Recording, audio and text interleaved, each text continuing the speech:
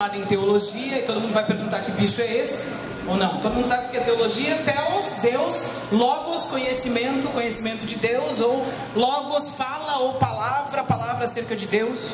E eu faço pós-graduação em neuropsicopedagogia. Doido isso, né? Ou seja, é a pedagogia, o ensino, associado à psicologia e ao conhecimento da neurociência. Essa é a profissão do futuro. Todos os professores daqui a alguns anos terão que ser neuropsicopedagogos, porque não tem como ensinar sem conhecer cérebro. Alguém aqui entraria num avião sem conhecer o comandante? Sem saber que o comandante tem uma formação? Pois é, todos os dias nós acordamos, trabalhamos, estudamos, dormimos, sem conhecer o nosso cérebro. Alguém aqui sabe onde a região da memória se forma? Em que momento do dia a sua memória se fixa? O que é necessário para que você tenha uma boa memória? Ninguém sabe. Ninguém sabe sobre o seu próprio comandante, então. Com gente aqui de quais cidades? Brasília, Recife, Berlândia. Vamos lá, traduz. Berlândia. Durmam bem sempre, porque a memória se fixa durante o sono. Na verdade, é um processo do cérebro. Ele abre aquilo que você aprendeu no dia seguinte, ele re-registra, faz um novo registro. Depois, durante o sono, ele fixa esse aprendizado. Depois, no outro dia, se você entrar em contato com alguma matéria, com algum conhecimento específico de novo, ele vai abrir de novo esse arquivo, ele vai modificar de novo esse arquivo. Durante a noite, ele vai fixar de novo esse arquivo. É fantástico, é ilimitado o que o nosso cérebro pode fazer. Vocês sabem quantos bilhões de neurônios vocês têm? Gente, está vendo como neurociência é importante?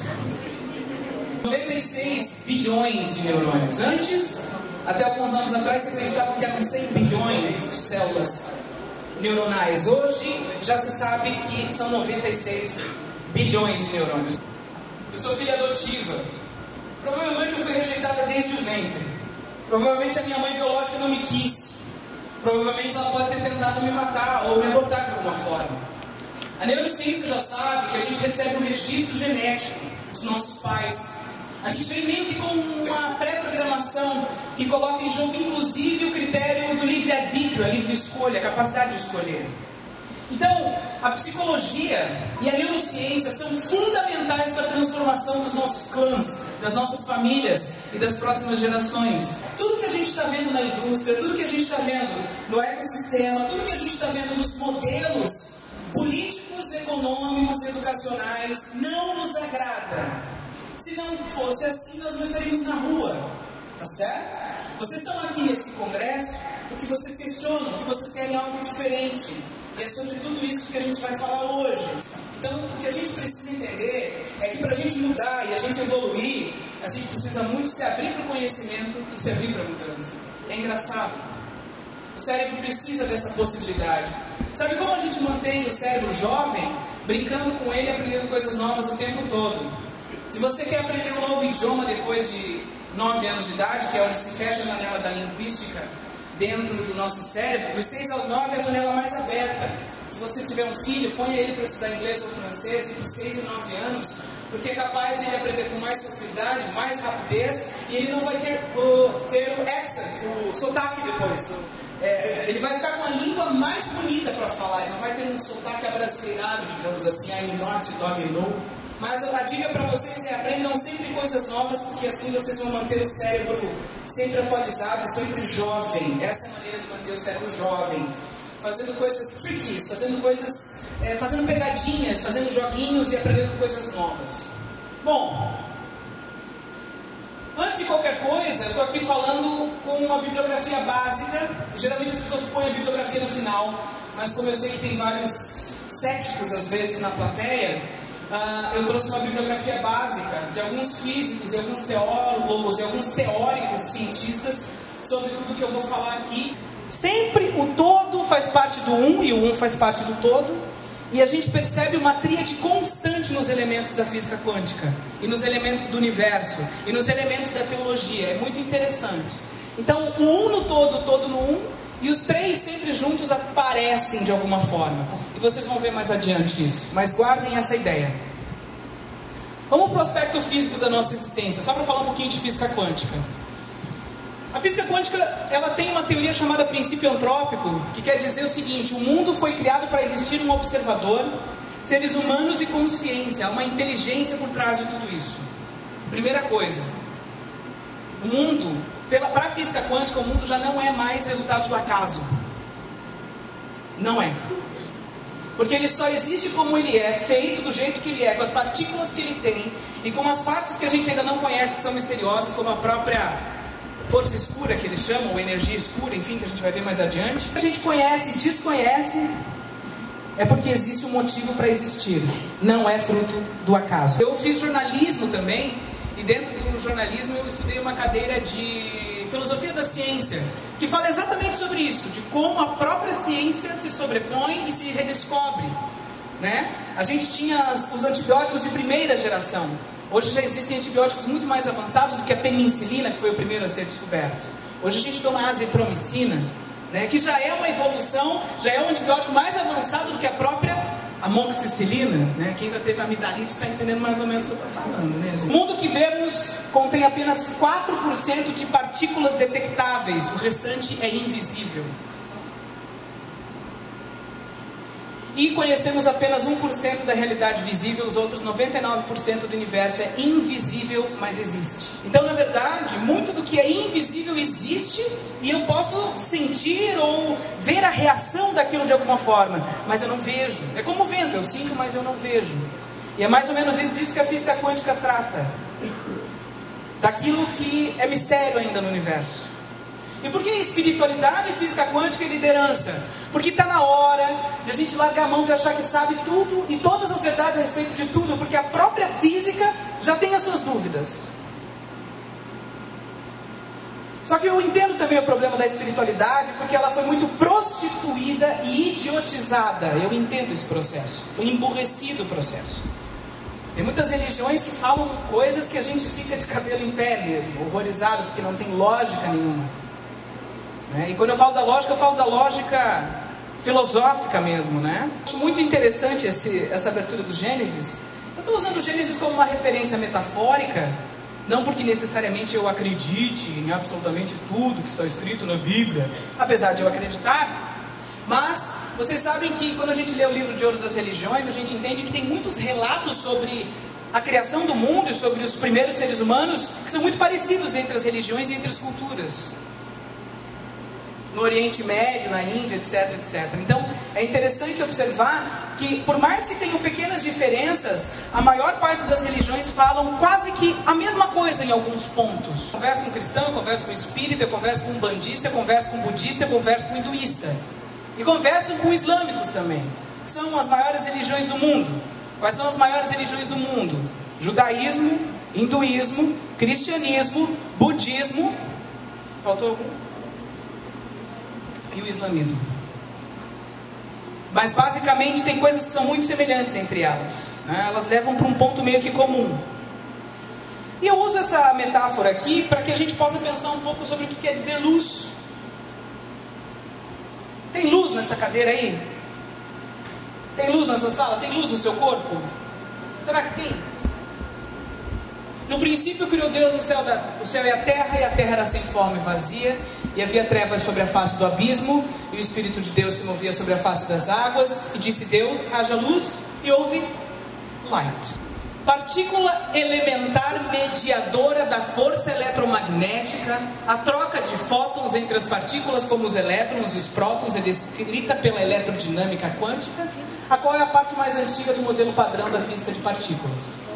Ele interage com os elétrons e o núcleo atômico, sendo responsável por muitas das propriedades da matéria, tais como a existência e estabilidade dos átomos, moléculas e sólidos. Fóton. Luz. Interessante. O que passa dentro do seu neurônio? Neurônio, seu cérebro tem 96 bilhões deles. Todas as suas funções auditivas, visuais, linguagem, nesse exato momento estão passando, as informações estão passando pelos seus neurônios. O que tem dentro do seu neurônio? O que está passando por dentro dele agora?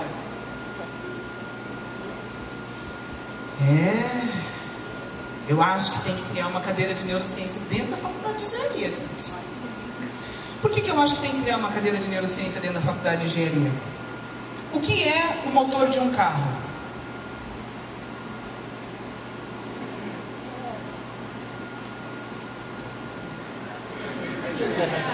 O que tem no motor de um carro? Como ele funciona? Eletricidade, certo? Bateria, água, porque senão superaquece. Eu estou mentindo aqui? Estou falando besteira? Não, né? Tem que ter água porque ele precisa respirar, digamos assim, né? Assim como existe ventilação, porque ele precisa de ar, e também ele só funciona a partir da eletricidade, certo? Eu tenho professor, aqui eu tenho professor. Ele vai me ajudar. Ele sabe muito mais do que eu. Professor da Unesp. Muito obrigado pela sua presença, professor Miguel. Tem tudo isso, na mecânica tem tudo isso. A gente usa as peças, mas também a gente usa eletricidade, a gente usa água, a gente usa óleo, que é lubrificante, etc, etc. Tudo isso faz parte de um motor. O que é um carro se não a extensão do nosso corpo? O que é um microscópio se não a extensão do nosso corpo? O que é um telescópio se não a extensão do nosso corpo? O que é um computador se não a extensão do nosso cérebro, que processa informações? Dentro dos seus neurônios passa eletricidade. Luz, fóton, partículas. Você é composto por átomos. E às vezes a gente esquece disso, né? Porque a gente olha para a coisa e só vê a coisa em si. A gente não entende a constituição dela. E a gente se olha todos os dias no espelho e a gente está extremamente preocupado com a marca da roupa, ou com o óculos, ou com o cabelo, ou com a beleza. Mas a gente esquece da função primordial e essencial do ser. Que é o desafio de vocês, tá? Vocês têm um grande desafio. Ou vocês se melhoram e se reprogramam psiquicamente e neuronalmente, ou vocês vão continuar tendo filhos com problemas e netos com problemas. Rivotril é a segunda medicação mais usada no país, que é um ansiolítico. A primeira são os remédios para dor. Segundo o Rivotril, o terceiro, obviamente, anticoncepcionais, né? Porque para aliviar a dor, como dizia Freud, o pai da psicanálise, para aliviar o desprazer tem que ter prazer. Então a gente tem que fazer sexo. Então quando a gente começa a mexer nessas questões do que existe, do que está aí nesse universo, do que a gente é constituído e como o nosso cérebro funciona, e que a espiritualidade está em tudo isso também, a gente começa a entender que o nosso conhecimento sobre a gente, sobre o universo, sobre o nosso trabalho, sobre as pessoas precisa ser cada vez maior. Se eu quiser mudar o mundo, quem aqui quer mudar o mundo num lugar melhor para viver, por favor, levanta a mão. Quem quer mudar o mundo num lugar melhor para viver? O resto não quer mudar nada. Quer que fique do jeito que está, está feliz do jeito que está. É bom, assim vocês param para pensar um pouquinho. De vez em quando o fóton se manifesta como onda e de vez em quando ele se manifesta como partícula. Olha que interessante. A diferença é que a partícula é composta por matéria e uma onda é uma perturbação periódica, regular, que transporta apenas energia. Então olha como o fóton é interessante, como ele se comporta na natureza. E aí a gente tem várias partículas que se manifestam, né? A gente já conhece o átomo, tudo é feito de átomo, prótons, elétrons, carga positiva, carga negativa e nêutron, que atua no núcleo, quarks, que já é a divisão do átomo, porque se acreditava um tempo atrás na física clássica que não tinha como dividir o átomo, já se descobriu que ele é divisível sim, e a gente acha os quarks, o fóton no meio de tudo isso. No universo também existe uma partícula chamada neutrino, que é uma partícula fantasma, não interage com nenhuma outra matéria, é capaz de atravessar uma parede de chumbo. Olha que coisa interessante. Cada partícula tem a sua antipartícula ou antimatéria, e aí que entra a física quântica, que é uma tentativa de quantificar aquilo que é inquantificável, porque são variações que a gente não tem controle, porque são misteriosas ainda para a física. Cada partícula tem a sua antipartícula ou antimatéria, possui a mesma massa, mas com carga elétrica contrária. A antipartícula do elétron é o pósitron, como inimigas mortais. Se uma entra em contato com a outra, elas se aniquilam e tudo se transforma em fóton, luz. Que coisa louca, né? Interessante porque o mundo criado e materializado, ele é micro e macro. O átomo tem um núcleo e tem o elétron girando ao redor. Eletricidade, energia. E assim é o universo. O Sol e os planetas girando em torno, ou não é? Micro e macro.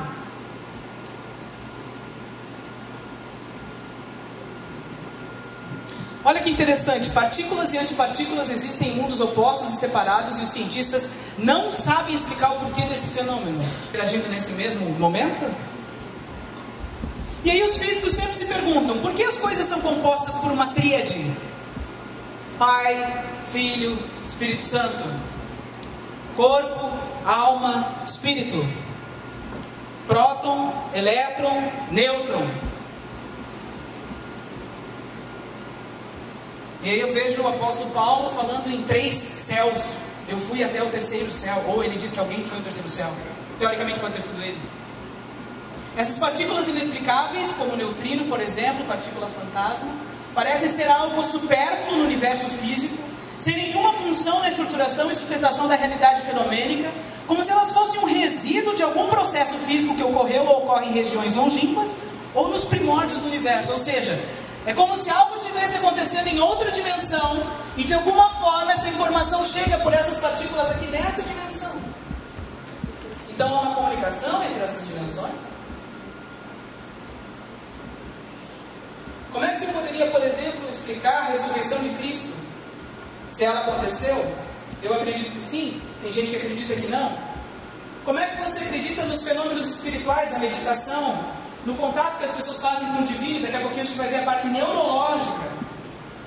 Um livro da minha bibliografia é A Religião do Cérebro, do Dr. Raul Marinho Júnior, que é um neurocirurgião brasileiro, um dos maiores do Brasil. E aqui ele fala claramente que o cérebro tem sim a capacidade de se conectar a Deus. É como se tivesse uma antena, ou uma divindade, ou a espiritualidade, o que quer que a gente chame o nome disso. Então, gente, veja que o diálogo aqui, a fala, não é uma fala teológica, pastoral, de catequese. Irmãos, aleluia. Deus é amor. Porque está todo mundo careca de saber. O problema não é saber que Deus é amor. O problema é saber onde é que está esse amor. Onde ele se manifesta. Onde ele se materializa. Como eu vou me utilizar dele? Como eu vou aplicá-lo? Que é isso que vocês ainda não sabem direito. Vocês estão se encontrando. E muitos de nós não querem a referência parental. Porque a referência parental fala uma coisa, mas faz outra. É incoerente. Pai fala, ama a mãe, daí vai lá e trair a mãe. Tive o teocentrismo. Depois veio o renascentismo, e daí veio o iluminismo, e depois veio vários movimentos questionando o que era anterior, que é o que nós continuamos fazendo até hoje. Nós estamos questionando os modelos. Quem aqui não questiona pai e mãe? Então, para resumir, o universo está como está por causa da força eletromagnética, força de interação forte, força de interação fraca e força da gravidade. É por causa dessa força que está tudo de pé, funcionando, girando, equilibrado, a Terra inclinada exatamente como está. Se mudar 1 grau, ferrou tudo. Ferrou tudo. O Raul Marinho Júnior descobriu, através de vários pesquisadores, algumas experiências que foram feitas com ondas eletromagnéticas no cérebro. O que eles pegaram? Eles tentaram isolar essa experiência de quem faz meditação e de quem tem experiência de sentir a presença de algo divino, de sentir um ser presente. Pegaram isso, entenderam a região do cérebro que isso acontecia, tentaram isolar isso no laboratório e começaram a criar ondas eletromagnéticas e colocaram várias pessoas de várias religiões nesse laboratório para receber essas ondas eletromagnéticas, que seria uma simulação dessa presença. E inclusive ateístas foram testados. E 80% das pessoas testadas disseram que sentiram uma presença. Quem aqui já orou ou meditou, pode ser de qualquer religião, não importa, e sentiu que transcendeu, ou sentiu que se fundiu com o universo, ou sentiu que estava conectado a alguém ou ao universo, ou sentiu uma presença? Levanta a mão. Eu já milhões de vezes. Ó, todo mundo aí já teve alguma experiência, tá vendo? Quantas vezes vocês viram um pôr do sol ou um nascer do sol e se emocionaram? Ou uma planta, ou o mar, ou qualquer outro fenômeno da natureza? Quem já se emocionou olhando? Eu também, milhões de vezes. É isso que o cérebro gera em nós. Porque ele tem uma antena, ele recebe esse sinal, essa frequência. Vocês sabiam que a física quântica descobriu que ao redor da Terra existe uma coisa chamada ruído de fundo? Parecido com aquele do rádio. quando o rádio está dessintonizado, fora de sintonia. E olha que interessante, o Raul Marino Júnior fala no livro dele que o nosso cérebro tem antenas, e ao redor da Terra nós temos um ruído de fundo. E aí nós lemos no Gênesis, haja luz, e Deus disse, haja isso, e haja aquilo, e haja animais, e haja mar, e haja aquilo, e haja separação entre terra e mar, e céu e terra.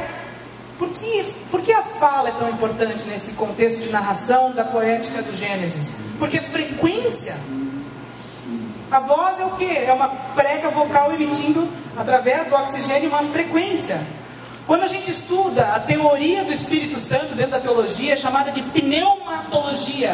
Pneuma, ar, espírito. Não se vê, mas se sente.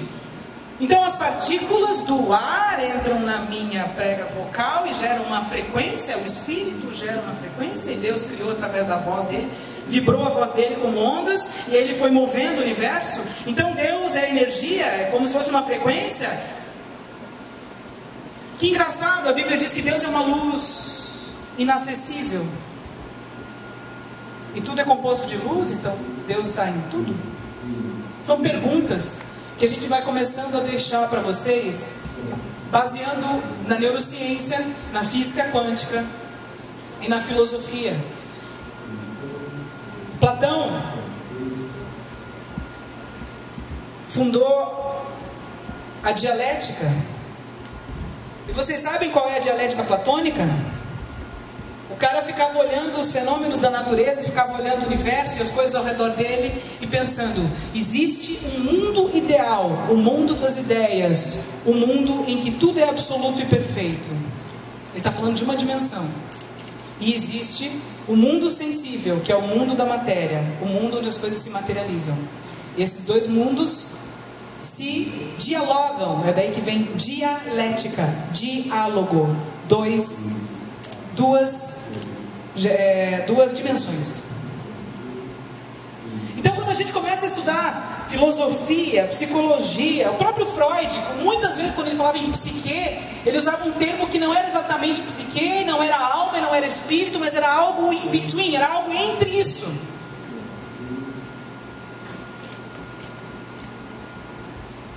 Então quando a gente estuda psicologia, filosofia, física quântica, e a gente começa a entender que o universo micro é o universo macro, o telescópio é a amplificação dos meus olhos, os meus olhos também funcionam como lentes.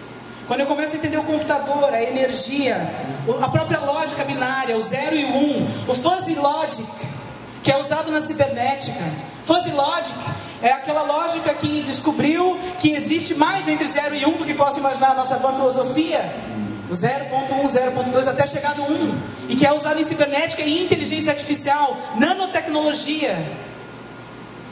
É o futuro e é o presente, porque a gente já está falando e já está estudando sobre isso. Então, o telescópio, o computador, a minha mente também funciona em alguns momentos de forma binária, lado esquerdo e lado direito. O lado direito é o lado emocional, o lado esquerdo é o lado lógico. Os engenheiros usam mais o lado esquerdo, eu uso mais o lado direito. Eu sou mais emocional e das ciências humanas, vocês são da matemática. Mas o grande segredo nosso de evolução é fazer os dois lados funcionarem bem. Porque o emocional tem que saber pagar as contas de vez em quando e fazer a soma, senão ele vai à falência. E o que é lógico, quando for lidar com pessoas, gerir pessoas, ter um escritório de design, um escritório de engenharia, vai ter que fazer gestão de pessoas e vai ter que ter o emocional também, inteligência emocional e conhecimento dessas questões que eu estou falando aqui, para lidar com pessoas. E quando senta uma pessoa na sua frente, você tem que entender de leitura corporal, inteligência emocional, inteligência social, psicologia. Como é que você vai gerir pessoas sem entender de pessoas? Como é que você vai dirigir um carro se você não sabe como ele funciona? Como é que você vai desenvolver um motor, seja ele naval, aeroespacial ou motor de carro? Como é que você vai fazer se você não entende daquela tecnologia? Eu sou uma tecnologia. Dentro de mim existe água, eletricidade, lubrificação, células, glicose e milhões de processos. Células nascendo, crescendo, se multiplicando e fazendo apoptose, que é a morte celular. Eu sou uma tecnologia. Eu tenho uma mente. Nessa mente existe uma alma. Existe uma psique. Existe um inconsciente, que é o que o Freud descobriu. 95% das minhas ações são baseadas no que é inconsciente. Eu nem sei por que eu estou fazendo, mas eu estou fazendo. É com isso que vocês vão lidar todos os dias, com equipes de engenharia, chefes, subordinados, companheiros de trabalho, colegas de trabalho. Por que o maior medo da humanidade é falar em público? O medo de falar em público é o primeiro medo da humanidade, não é o medo da morte. Foi feita uma pesquisa com mais de 2.000 pessoas nos Estados Unidos, mostrando que o maior medo é o medo de falar em público. Por quê? Porque é um processo inconsciente, é o medo de não ser aceito, não ser legitimado. E aí eu que dou aula sobre oratória e milhões de outras coisas que eu falo, eu ensino as pessoas a trabalharem a janela de Johari, que é perder o medo de se expor. Ser quem você é sem medo. Por que a gente tem medo? Porque desde criança o pai e a mãe dizem, não pode, você não vai, você não consegue, tá vendo? Você não dá certo. Isso gera no inconsciente um processo de bloqueio. Inconsciente de novo. Isso tudo faz parte do nosso dia a dia. Então, liderança e espiritualidade física quântica é bem simples. É entender que existe bem mais coisas lá fora do que eu imagino. E aqui dentro também. É entender que eu não sou o que eu aparentemente sou, porque existe uma estrutura psíquica constituída. Estudem Freud, por favor, mesmo sendo engenheiros. Então assim, gente, entender que o universo é muito mais do que eu imagino, entender que existe mistério nisso, entender que o processo psíquico e da alma são realidades, que a própria física quântica se preocupa com isso, entender que 95% do que eu faço é baseado no meu inconsciente, que eu tenho uma programação neuronal, que eu tenho 96 bilhões de neurônios, eu tenho um lado esquerdo e direito que eu preciso concomitar, eu preciso administrar, eu preciso fazer com que eles funcionem bem e integrados. Aliás, o processo de meditação e de oração faz com que os dois lados façam um processo de intrusão, tá? Por isso que quando a gente ora ou quando a gente medita, a gente tem uma sensação de que parece que a gente se foca e se centra. Existe um livro chamado O Cérebro se Transforma, que mostra que pessoas que fazem meditação, foi estudado o cérebro dessas pessoas, o lobo frontal dessas pessoas se amplia o poder do lobo frontal, que é a capacidade de foco e de atenção. Quer estudar melhor, quer gravar melhor as coisas? Além de dormir bem, faça meditação. Quando a gente olha e quando a gente medita o cérebro, o Dr. Raul Marino Júnior fala, o cérebro é como se os dois lados eles entrassem um no outro. E a sensação de consciência e do eu e do universo se amplia. Como é que eu me conecto dessa maneira? Eu acho engraçado porque o hinduísmo, veja que eu estou falando de milhões de religiões, né? Não é de uma. O hinduísmo fala dos 7 corpos sensíveis, dos chakras. 7 corpos sensíveis. Dimensões. Será que existe outra Ana em outra dimensão? Ou uma dimensão da Ana em outra dimensão? E eu me conecto a isso de alguma forma? Miguel Nicoleles, neurocientista brasileiro, vai apresentar um projeto de robótica na Copa do Mundo. Ele fez eu li uma entrevista dele na HSM Management, uma revista de gestão, falando que algumas nuances da neurociência já estão descobrindo que quando nós dormimos, o cérebro pode se contatar ao futuro.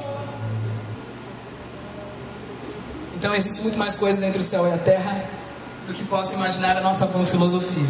Basicamente essa é a mensagem que fica. E comecem a conhecer seu cérebro, tá? Se você ficar hipoglicêmico, você toma más decisões. Não vá numa reunião sem comer. Não apresente trabalho sem comer. Não vá para aula sem comer. Porque o cérebro se alimenta da glicose do seu corpo através das células glia que fazem isso. Ok? Muito obrigada. O pessoal tem que ir embora. Eu vou abrir para perguntas, se eu conseguir responder, né? E aí vocês fiquem à vontade para conversar, perguntar sobre mim, sobre o tema, sobre qualquer coisa. Muito obrigada, gente.